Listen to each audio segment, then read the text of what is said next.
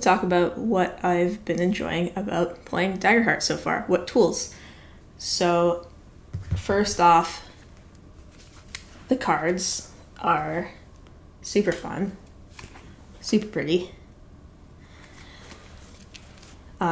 They just make, as a player, really easy to remember what I can do. I can share with the GM what my spells or abilities are. They are easy to share with other players. And then instead of trying to cram everything onto my character sheet, like in a lot of other games I play, I can just have them out in front of me. It's modular. It's just, yeah, I just really like it. It's just easier for me, personally. I know some people find the cards a bit confusing. They want everything all on one sheet, but I kind of like it this way. I get to lay it out in front of me. I get to see, where's my foundation? There's my foundation as a rogue here. I get to put these down in front of me and say, okay, what special abilities, what things do I always have? What things do I have in my loadout, my hand? And I just really like the modularity. It's not a lot of switching up, but it's like the right amount. I don't know. I enjoy it. I mentioned the word loadout. So when you get to higher levels, at all times you can only have 5 cards at once. 5 of these domain cards. These 5. But then you've got maybe another one in your deck. So in order to bring that in, there's a little currency up there in the corner with the lightning bolt. That's how many stress you have to pay to bring that from your deck into your loadout. Exchange it with another card. A lot of cards have some cards I should say, have an ability that you use once and then it's done. I can't remember which one, but there's one that when you pick it, you get an extra armor slot. And so once you do that, it doesn't serve any other function. It's already giving you an extra armor slot, and now it's just taking up space. So once you get a 6th, 7th, 8th card, you can spend that stress to swap it out. And then you get a full deck again. I should also add that when you can also swap out cards from your vault, so deck, I use the term, but vault, into your loadout during downtime without having to spend stress. So you can choose one of the downtime actions to swap a card if you want during a long or short rest.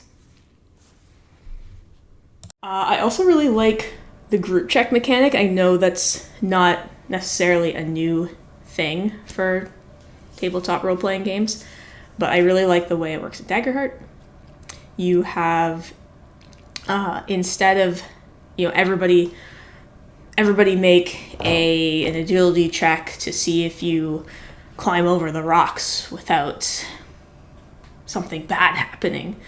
So in Daggerheart, how the game master would adjudicate that is they say, okay, who's going to... Good boy. What are you doing? Because he wants to play. Say as the game master, you introduce a scene where all of the players are scaling a cliff, and you set the difficulty however you want. Maybe it's on the harder side, maybe it's a check of, maybe they have to beat 18 or something. And so you say, all right, well, who's leading this? And probably one of the players who's better at climbing or better at muscling their way up things or agilely picking their way around things is going to pick to lead that. Or not, who knows. And they'll say, okay, I'm leading that. And then everybody else at the table will get to roll to assist in this group climb. And so you go around the table and say, player 1 rolls, they roll reaction rolls. So they don't roll with hope or fear. They roll both of their 12-sided duality dice, but they're not counting hope or fear in these group checks for if they're assisting. If they're leading, yes. If they're assisting, they just roll their 2 dice and they add whatever modifiers. You can choose to spend hope or whatever to aid and give yourself a boost in the roll, but all that you're going to do is give a plus if you beat the difficulty or a minus if you don't beat the difficulty. And you go around the table, player 1, 2, 3, they roll their duality dice. Let's say 2 of them roll above, so they get to add a +2 each, so we're at +4, and then the third one goes and they roll 3. They roll a 1 and a 2 on their duality, so they -2 for a bad roll. So the leader now gets a +2 to whatever they roll. So the leader now rolls their duality die with hope and fear, so they roll them. And, that's fun. I just crit with 2 7s. So if they crit, that's usually great. They will almost definitely succeed. But say they rolled, a 16, they got to add their modifiers, getting up to 18, 19, and then they get to add that +2, so 21. So that would beat that difficulty that was set, and that's overall a successful group check. And what I really like about this is it helps the flow of the game. It really emphasizes that collaboration, that role-playing of how are you helping. And it's, again, you can do this in other games, but I think the way that this is structured, the way that the group checks are structured in Daggerheart, that it really does help that flow and that emphasis on working together, the players at the table working together to solve a problem.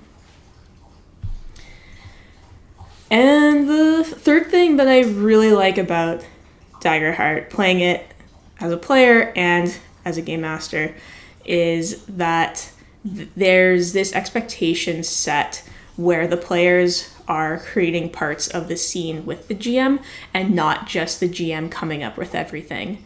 And I find this really helps reduce prep time.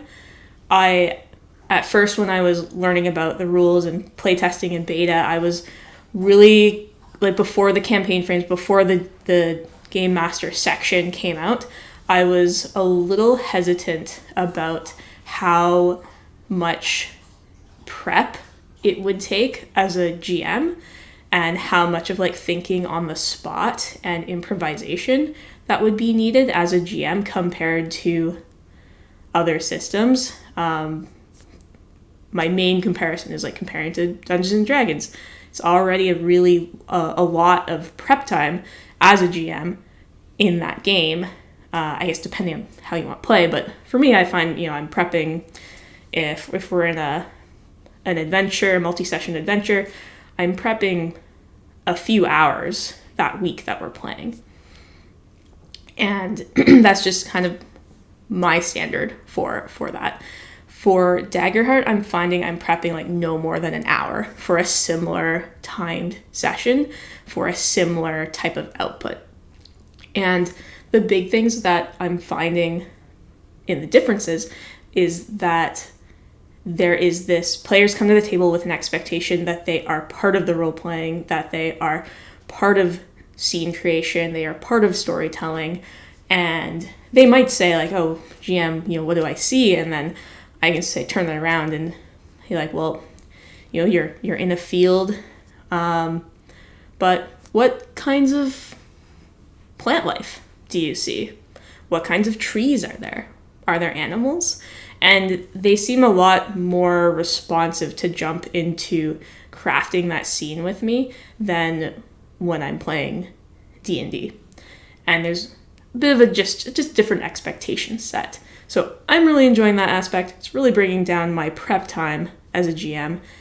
And it's enabling us to have a lot more fun with kind of lower expectations, which, set the bar low and overachieve, I guess.